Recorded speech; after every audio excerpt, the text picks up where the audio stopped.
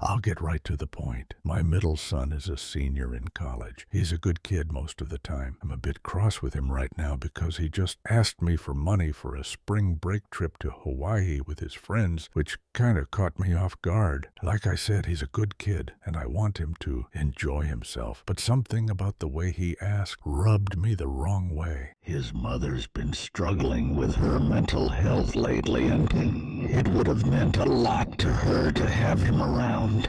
But I guess he's more preoccupied with getting wasted on a beach with his frat brothers. Can't even say I blame him for it. I was exactly the same when I was his age, and I see a lot of myself in that kid. The whole thing actually got me reminiscing about my own college days, and it reminded me about something I haven't thought about in a very long time, which is the story I'm about to tell. Funny enough, my son is the one who introduced me to this page, so maybe he'll get a kick out of this if it gets read. I went to Wharton, class of '85, something I'm still damn proud of. It was and still is the most prestigious business school in the world, and I took that reputation seriously. I had my fun, but I also worked like hell. It was a different time back then. A lot of my classmates were crazy, like Wolf of Wall Street crazy, and I did my best to avoid getting swept up into that life. My junior year, though, I did something a little impulsive. I was dating a Puerto Rican girl named Maria Munoz, who I remember fondly. Sometimes I try to imagine how different my life would have been if I had chosen to take things further with various girlfriends I had, her being one of them. Instead of going home for spring break like I usually did, Maria convinced me to come home to Puerto Rico to meet her extended family. It was my first time on the island, and I was eager to impress her, so I agreed without hesitation. That being said, I was a nervous wreck. I didn't want to mess anything up. Maria often joked about how open Puerto Rican families were, so I was aware that they already knew a lot about me. Most of the trip was about meeting her relatives, but we did have time for a few outings of our own. I mean, it was spring break after all. One of those outings was a hike through El Yunque, which, fun fact, is the only tropical rainforest in the U.S. National Forest System. Neither of us had a car, obviously, so Maria's mother drove us and dropped us off at one of the most popular trailheads. The two of us were pretty devious, so we definitely took advantage of the fact that neither of us had to drive. Plan was to hike, enjoy the scenery, and sneak a little rum and weed packs.